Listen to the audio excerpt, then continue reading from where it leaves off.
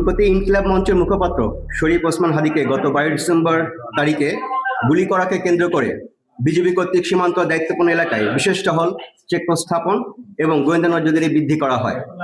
সম্প্রতি চাঁপাইনবাবগঞ্জ সীমান্ত এলাকা দিয়ে দুষ্কৃতিকারীরা বাংলাদেশের অভ্যন্তরে বিশৃঙ্খল পরিবেশ সৃষ্টির লক্ষ্যে বেশ কিছু পরিমাণ অস্ত্র প্রবেশের পরিকল্পনা করছে বলে জানা যায়। এরই ধারাবাহিকতায় ঊর্ধ্বতন কর্তৃপক্ষের নির্দেশ মোতাবেক চাঁপাইনবাবগঞ্জ ব্যাটালিয়ন 53 বিজিবি এর মনোহরপুর দায়িত্বপূর্ণ এলাকায় সীমান্ত হতে আনুমানিক 1 কিলোমিটার বাংলাদেশের অভ্যন্তরে গোপালপুর নামক স্থানে একটি বিশেষ অভিযান পরিচালনা করা হয় আজ সকাল 9টার দিকে। অ্যান্টিব্যাকটেরিয়াল অ্যাডিটিভ যুক্ত সেরা ওয়াটার ট্যাঙ্ক বিশুদ্ধ পানিতে ব্যাকটেরিয়া জন্মাতে দেয় না।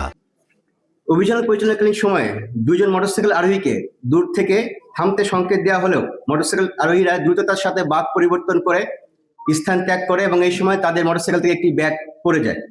আমাদের টহলদার পরবর্তীতে ঘটনাস্থল থেকে ব্যাগটি উদ্ধার করে এবং সেখানে পলিথিনে মোড়ানো অবস্থায় 4টি ইউএসএ প্রস্তুতকৃত বিদেশি পিস্তল, 9টি ম্যাগাজিন এবং 24 রাউন্ড গুলি উদ্ধার করা হয়। দুষ্কৃতিকারীরা বাংলাদেশের অভ্যন্তরে বড় ধরনের নাশকতার সৃষ্টি করতে পারে এবং অবৈধ পথে অস্ত্রগুলো আনার সর্বোচ্চ চেষ্টা করছে বলে আমরা ধারণা করছি।